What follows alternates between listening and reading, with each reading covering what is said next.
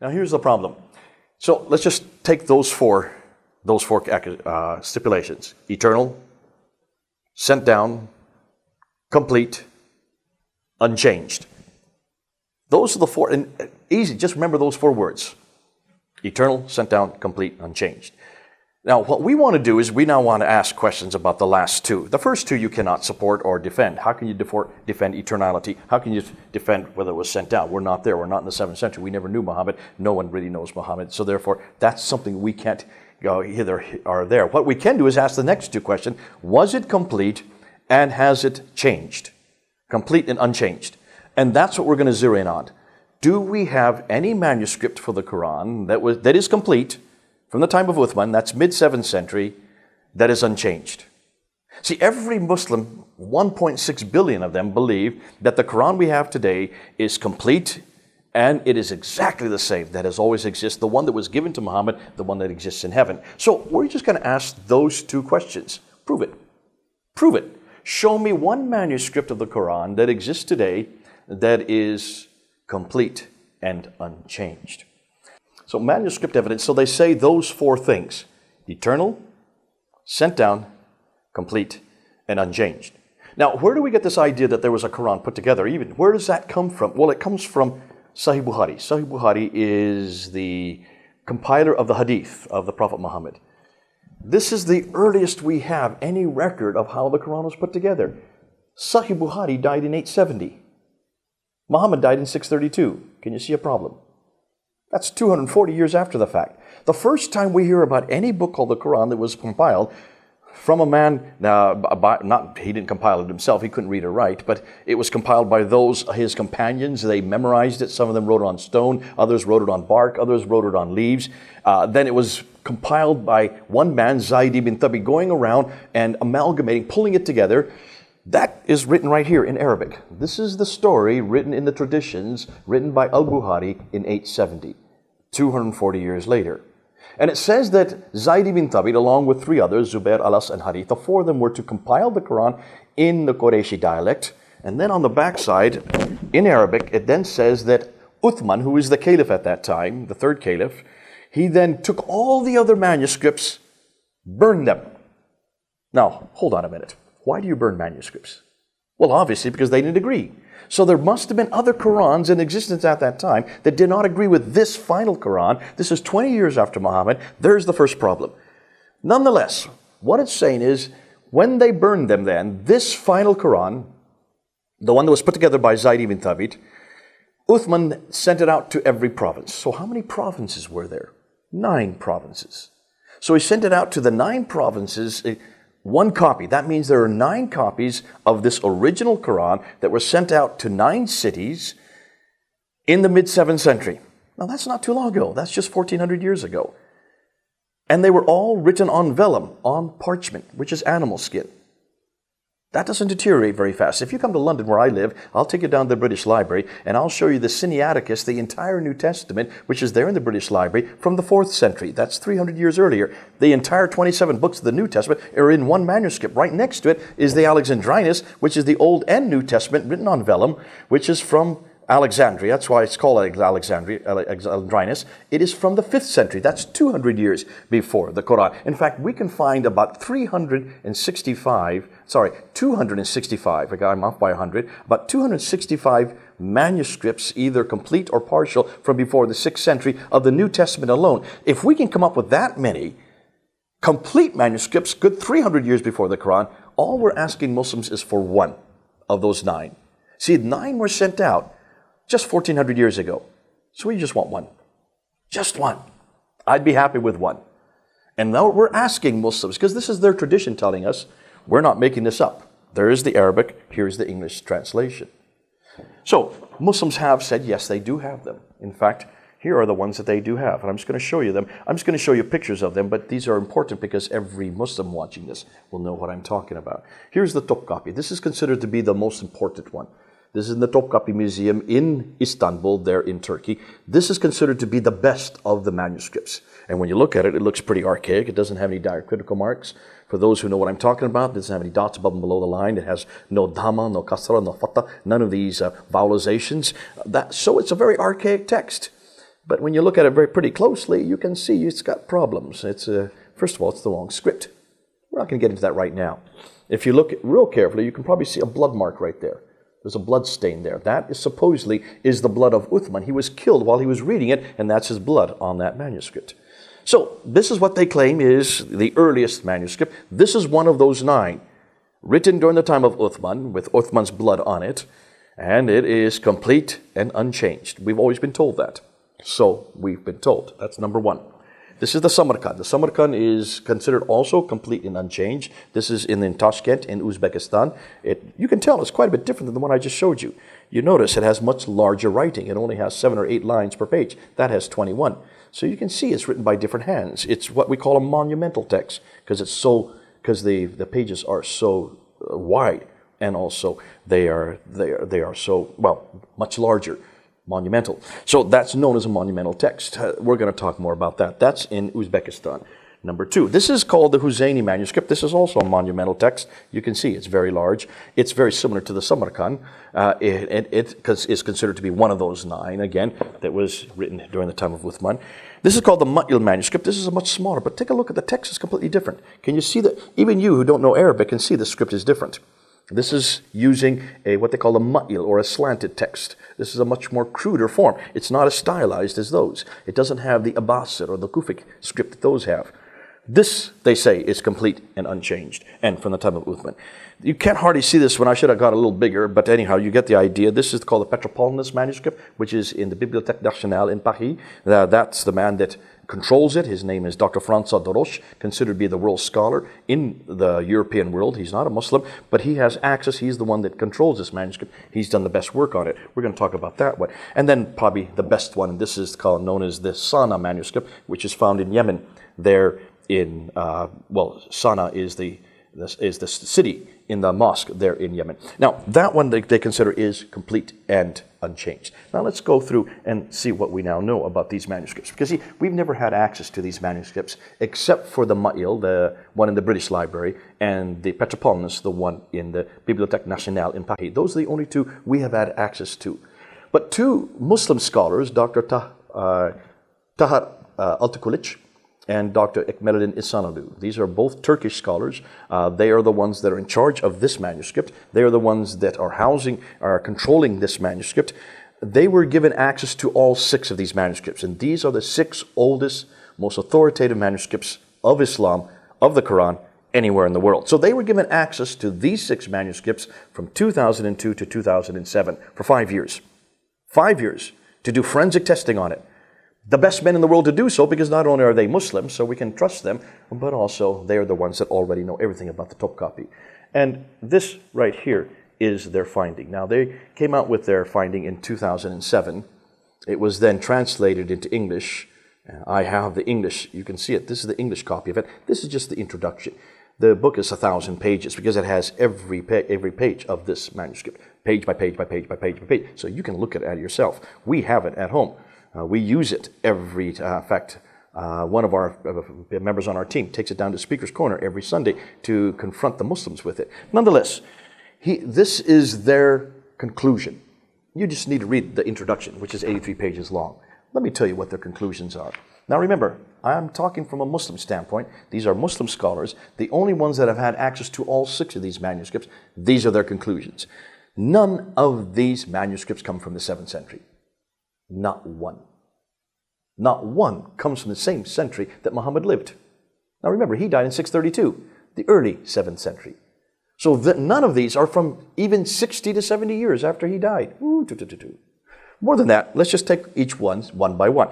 Topkapi is probably the best of all the 6. This one has about 99% of the Quran, though much of it has been damaged. You can see like a hole here, a hole there. There's lots of water smudges. They don't take care of their Qurans very well. And as a result, only 78% of the Quran is readable. Of the 78% of the Quran that is readable, 2,270 variants. That means words or phrases that are different in this Quran than the Quran we have today. 2,270 differences that they have found. On top of that, they date this to the mid-8th century. This is 100 years after Uthman. This is an Abbasid text. The Abbasids come to power in 749 or 750. That's 100 years after Uthman. So this is 100 years too late. It's not complete. And it does not correspond completely with the Quran that we have today. So throw that out. You can't use that anymore. It's not complete or unchanged. What about this one here, the Samarkand? This one only goes up to Surah 43. There's 114 surahs. Out of 114 chapters, only 43 exist. They said it is so full of grammatical errors. It's written by different men. In fact, they said it has so many errors, so many grammatical errors, it's an embarrassment. Don't even use it, they say. Strike two. What about this one here?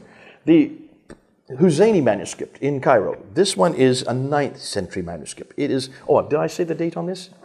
Early 8th century. So again, 60 to 70 years after Uthman. This one is 9th century, over 100 years, 150 years after Uthman. So don't even use it. It has manuscript variants. It is not complete. The Ma'il one we have known about. This only goes up to Surah 43 as well. And this one here has all kinds of manuscript variants. Much of the Quran is missing. We've already known that. So this was not a surprise to us. It is early 8th century. Have you noticed? 8th century, 8th century, 9th century. Not one of them 7th century.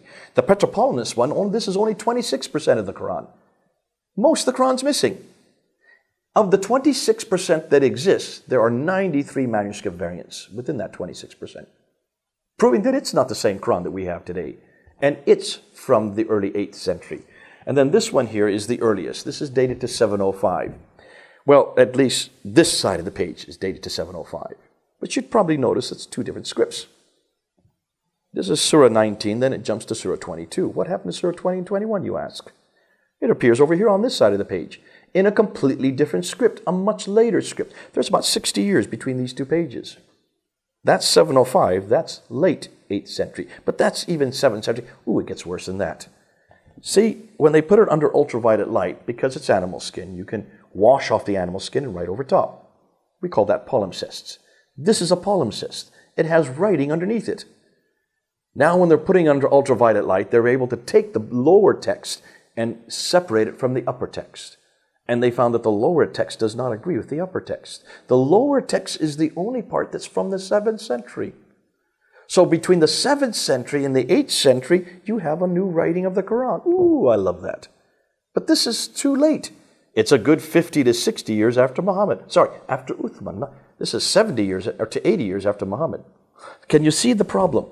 But take a look at every one of those orange marks. Wherever you see an orange mark, that is a manuscript variant. That means a word or phrase that's different in this text from the Quran that we have today. There's over 1,000 of these manuscript variants that they have found. Now, why haven't we heard this before? And what does this do to the Quran? It gets worse than that. A scholar named Dr. Dan Brubaker, who is doing his doctoral thesis on the Quran, wanted to go back and look for any of these corrections, just simple corrections. Because Muslims have claimed that our Bible's been corrected, and it's true. We know where the corrections are. We know where the additions are. We warn the readers when you come to the last part of Mark 16, verse 9 to 20 is not found in the earliest Greek manuscripts. So we put a line there to warn the readers that this part may not be part of the original text. When we get to John chapter 7, verse 53, to John 8, verse 11, that part, the woman caught in adultery, that's not found in the earliest Greek manuscripts. We're honest. We admit these were probably added at a later date. Why do we leave them there? Because there's nothing in any of that text that disagrees with other doctrine. Here's the problem. Muslims cannot make that claim. Because remember, it is not from man. It's from God. This is eternal. How can you change something that's eternal? Okay, remember, eternal, sent out, complete, unchanged. Those are the 4 claims that they made. So he wanted to find out if there have been any changes, the last point. That's simply all we want to do. Are there any corrections? He went to these 6 manuscripts and he went to 4 others. So he went to 10 manuscripts of the earliest manuscripts. And he wanted to look for corrections. Take a look what he found. This just came out 2 years ago. He noticed that there were tapings. See this tapings here? There's a square there. He thought, well, maybe that's just a cover because there's been damage. He looked at the backside. There's no damage there. It's covering up something. Look at all the tapings. Can you see them all here? Every time you see a taping, it's covering up words, phrases. They don't want you to see that phrase. He found insertions. Look at these. See, these are all insertions. Everywhere you see words, phrases that have been inserted above the line. hundreds of these insertions in these manuscripts. He found erasers, where they erased. See, they're erasing words, phrases. Can you see that, where they're erasing? Hundreds of these erasers in these manuscripts. Sometimes he found erasers, and then there's writing over top of it. They've written, here's a whole line that they've erased, and they've written an entire line over top of it. They've changed the text completely. Here you can see examples of it again. They've done it in completely different ink. Here you find overwritings without apparent erasure. And once they didn't even bother to erase it, they just wrote over top, which means you can see both the lower text and the upper text. And then he found coverings. Selective coverings, where they've put coverings. There you can see there, coverings, where they've covered up words, they've covered up phrases. They don't want you to see what's underneath it. Wouldn't you love to lift up that covering? Here you have a covering where they've written over top of it. I would love to lift up the covering to see what they're trying to hide. Here you can see where there's multiple cases of coverings and insertions. Insertions, erasers, coverings, tapings. He found 800 of these in just these manuscripts. 800 changes, doctoring, covering, inserting. What's more damaging, these corrections continue up until the 9th century. For 200 years, they were correcting the Qur'an, changing it, amalgamating it, creating it, deleting it. For 200 years, they were correcting it. These manuscripts only begin to appear in the 8th century. They continue up until the late 9th century. Now, when I did a debate on this in 2014 in Toronto with Dr. Shabir Ali, the world's leading authority, best debater they have on the Quran, I asked him and I showed him this material, and I turned to him and I said, therefore, who wrote the Quran? And did it come from Muhammad? From what we're seeing here, this had nothing to do with Muhammad. This was written long after he died. In fact, they don't even begin to appear till 60 to 70 years after his death. And then I said, so the Quran that we have today, where was it written? What Quran are you using? You're not using the Topkapi, you're not using the Samarkand, you're not using the Husseini, you're not using the Ma'il, you're not using the Petropolitans, and you're certainly not using the Sana. Because none of these agree with the Quran you have today. So what Quran are you using? Now, he had 35 minutes to rebut me. He spent 19 of those 35 minutes saying, I don't care about the manuscripts. Who cares, he says. I know it's the Word of God, because if you look at these verses with these verses, you get number 19. If you look at these verses with these verses, you get 19. If you look at these letters with these letters, you get 19, 19, 9. He spent 19 minutes. I kid you not. I went back to make sure that it was 19 minutes, wasting our time. So I got up and I asked him, what are you talking about? Take a look at any one of these. Where's there any versification on any of these? There's no versification here. Versification was introduced in the late 9th to the early 10th century. And even today, there's no standardization of versification. In fact, when I say any verse, I said, as I said earlier, if you're going to talk about a verse in the Quran, pick any verse like Surah 4, Ayah 34. For most Qurans, you have to read above and below 5 verses because there's no standardization even today. So what verses are you talking? What miracle are you talking about? What Quran are you referring to? He finally admitted what Quran he was talking about. He was talking about the Cairene text. The Cairene text is the text that was put together in 1924 at Al-Azhar University in Cairo by a group of scholars in 1924. That's less than 100 years ago. I said, so you're telling me the Quran you're using today was only created in 1924. Prince Philip in Britain is older than your Quran. Now, he did not like that. He said, I hope you're saying this tongue-in-cheek. I said, no, I'm not. I went beyond that. I said, listen, we're putting the gauntlet down tonight. I said, not only am I saying that there is no Quran that is eternal, there was no Quran sent down to a man named Muhammad. There was no Quran that was complete at the time of Uthman. And there is no Quran today that has not been changed. Every Quran has been changed of the earliest manuscripts. I said, your Quran is not even 100 years old. Therefore, who is Muhammad and what's his purpose? So I was attacking both Muhammad and the Quran simultaneously. See, Islam is totally dependent on those two. If Muhammad is not the prophet of God and the Quran is not the word of God. Now, I didn't stop there. I said, listen, look at our Bible. We would never make these four claims, and would we? We would never say that the Bible is eternal. Please don't say that. We know it's not eternal. We know who wrote it. We know when it was written. We know the year it was written. We even know the author. In fact, we even give the names to many of the books of the authors who wrote it. We would never say it was sent down, inspired, but not sent down through an angel from God to these individuals. And we would not say it was complete. Oh, yes, we would say it was complete. Each book was complete when it was first written, but of course we would admit that there were changes. So our Word of God, we do not use those four categories, except, hold on a minute, is that the only Word of God we have? We've got another Word of God who took on flesh and dwelt among us, the Logos, the Word of God. Is He eternal? Jesus. Yes, He is. Was He sent down? Yes, He was. Is He complete? Absolutely. Has He ever changed? Never. The very four things they have to claim about their Qur'an, the question you asked me at the very beginning, I could make about Jesus. Which means we've got what they want. We've got what they need. Come on home. Let's bring them back to the Word of God, Jesus Himself.